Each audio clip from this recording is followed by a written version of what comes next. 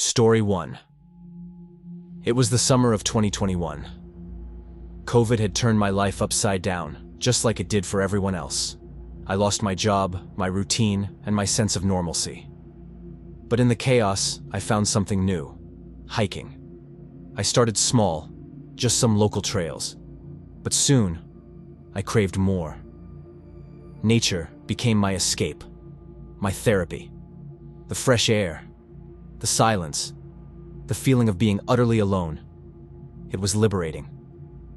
That's what brought me to Yellowstone National Park on a cool September afternoon. I had always wanted to visit, and with restrictions easing, I finally had my chance. I planned a solo hike along one of the lesser-traveled trails, hoping to see the untouched beauty of the wild. What I didn't plan for was the nightmare that would unfold. The trail was quiet, eerily quiet. I had read online that bison roamed freely here, but I wasn't worried. People always took pictures of them from a distance, marveling at their majestic presence. I figured if I saw one, I'd do the same. Keep my distance, take a picture, and move on. A few miles in, the wind picked up, carrying the scent of damp earth and something else. Something musky. That's when I heard it. A low, guttural grunt. I froze. My eyes scanned the trees, the tall grass swaying around me. And then I saw it. A bison. But this wasn't some slow-moving, peaceful creature like the ones in tourists' photos. This one was massive. Its dark eyes locked onto me like a predator sizing up prey. Its nostrils flared, steam rising in the cool air. It stomped the ground, once, then twice. My breath caught in my throat. Oh God. It was agitated. I knew I wasn't supposed to run. That's what the rangers always said. Don't run. Don't panic. But when that monstrous thing lowered its head and let out a deep, throaty bellow, instinct took over. I ran. Branches tore at my clothes as I barreled through the trees, my heart hammering against my ribs. I could hear the pounding of hooves behind me, faster, closer. The earth trembled beneath its weight. It was chasing me. I wasn't fast enough. I knew I wasn't. My body screamed at me to stop, but I couldn't. I burst into a clearing and spotted a cluster of fallen logs near an outcropping of boulders. Without thinking, I dove, scrambling up onto the pile. My hands slipped on the damp wood as I climbed higher, pressing my back against the rock face. The bison skidded to a stop just feet away, its hulking frame blocking my only escape route. It snorted, tossing its massive head, as if daring me to move. I was trapped. My pulse pounded in my ears as I clutched at the rock behind me, my chest rising and falling in sharp, panicked gasps. The bison didn't leave. It stood there, watching, waiting. Seconds turned to minutes. My legs trembled, my fingers dug into the rough stone. The sky darkened. How long had I been here? My phone was in my backpack. Useless. I had no signal out here anyway. No one knew where I was. Then, the bison moved. Not away. Closer. I pressed myself harder against the rocks, my mind racing for a plan. If I stayed up here all night, I'd freeze. If I tried to run, I'd die. A rustling sound came from behind me. My stomach clenched. I turned my head ever so slowly, my breath hitching. Something was moving in the trees. At first, I thought it was the wind. Then I saw them. Eyes. Dozens of them. They gleamed from the darkness beyond the trees, unblinking, too high to belong to any normal animal. The bison snorted violently, shifting its weight. It was afraid. I wasn't alone out here. Something else was watching us. Then, the smell hit me. Rotting meat. A shadow moved in the trees, long and sinewy, its limbs too thin, its movements jerky, unnatural. It was hunting, and I was caught between it and the bison. The air went still. The creature let out a sound, a horrible, wet, clicking noise. The bison roared, but I could hear it in its cry. Terror. I didn't wait. I launched myself from the logs, sprinting toward the thickest part of the forest. I didn't look back. I didn't want to see it. See them. I ran until my lungs burned, until the only sound was my own ragged breathing. And even then, I didn't stop. I didn't stop until I saw headlights in the distance.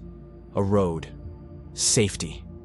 I collapsed onto the pavement, sobbing, my body shaking uncontrollably. A car slowed beside me, a Ranger. I barely got the words out, but when I did, his face went pale. He knew. He didn't question me.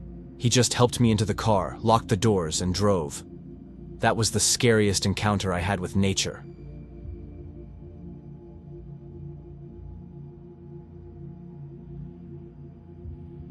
Story 2. It was the summer of 1984, and I had been itching for a real adventure. Hiking had always been my passion, but with no GPS or cell phones back then, you had to rely on your instincts, a map, and a compass. That was part of the thrill. I had heard about a trail deep in the Rockies, isolated, untouched, and supposedly breathtaking. It wasn't marked well, but I figured that was part of the charm. So, I packed my bag, laced up my boots, and set off alone early in the morning. At first, the path was easy enough to follow. The trees were tall, the air crisp, and the occasional chirp of birds kept me company. But as I ventured deeper, the trail became less defined. The packed dirt faded into scattered leaves, rocks, and dense underbrush. The deeper I went, the more uncertain I became. Soon, I hit a clearing where the path seemed to vanish entirely. I turned in a slow circle. No markers, no signs, just towering trees in every direction. I picked what I thought was the most logical path and pressed on. But after an hour, I realized something terrifying. Every way looked the same. Panic set in. I stopped walking, trying to steady my breathing. The sun had started dipping lower, casting eerie shadows through the forest. I fumbled with my map, but without a clear marker, it was useless.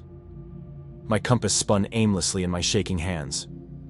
I turned back, retracing my steps, or so I thought. But the trees looked different. Had I passed that fallen log before? That twisted tree? Was I even walking in circles? The forest grew darker, the air heavier. A distant rustling sent chills down my spine. I wasn't sure if it was an animal or just my own paranoia, but I wasn't taking chances. I needed to find shelter for the night. I found a small overhang beneath a rock face and huddled beneath it, my back pressed hard against the stone. The silence was suffocating. Every little sound, every snap of a twig sent my heart racing. Hours passed. The night was endless. And then, in the darkness, I heard it. A whisper. Low, indistinct, but close. Too close. I held my breath, pressing deeper into the rock, my mind screaming at me that I was alone, that there was no way someone else could be out here. But I wasn't alone. Another whisper. This time, behind me. I ran. Blindly, desperately crashing through the underbrush, branches slashing at my face. I didn't care where I was going, I just needed to get away from whatever was out there. Then, my foot caught on a root, and I slammed into the ground. Pain shot through my knee, but I barely registered it. I scrambled up, panting, and saw it. A trail marker. My body nearly collapsed with relief. I followed it, running until the trees thinned, and I saw the road. My car was still there, waiting, as if nothing had happened. I never went back to that trail, and I never hiked alone again. I have a great appreciation for GPS now.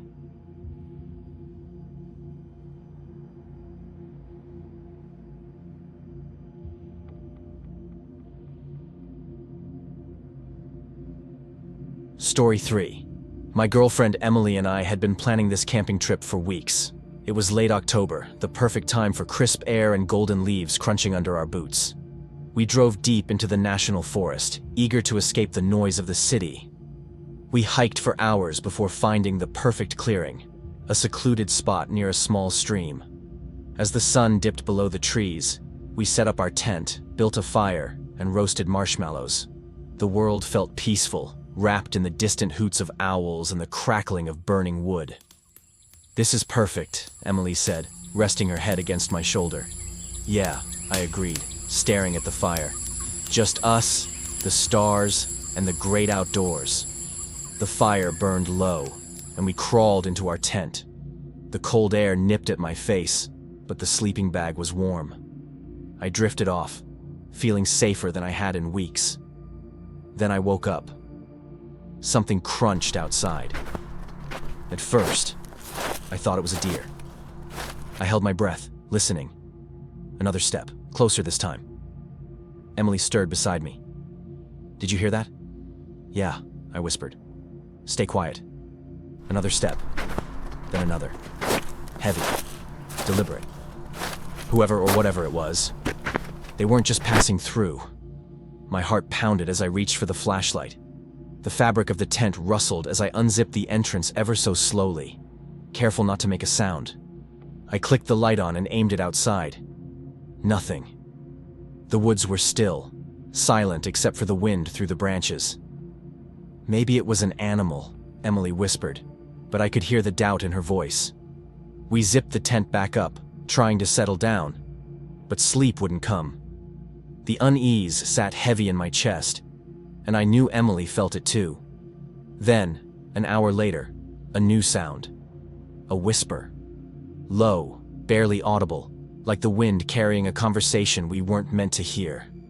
My blood ran cold. Emily clutched my arm. That wasn't the wind. I grabbed the hunting knife I'd brought, just in case. "Stay here."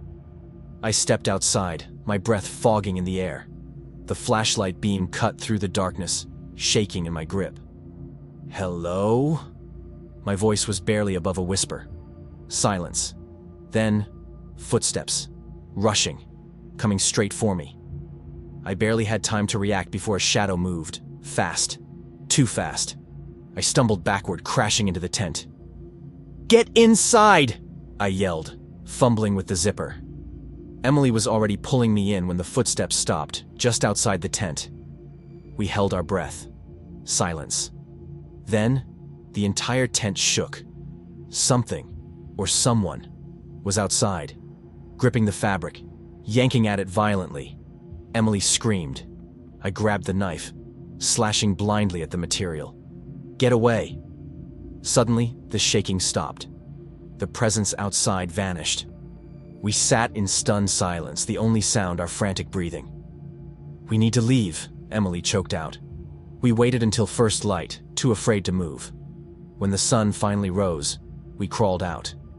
The ground around our tent was covered in footprints, but not just one set. There were dozens. We packed up in record time, hiking back to the car without looking back. I don't know who or what was out there that night, and I don't ever want to find out.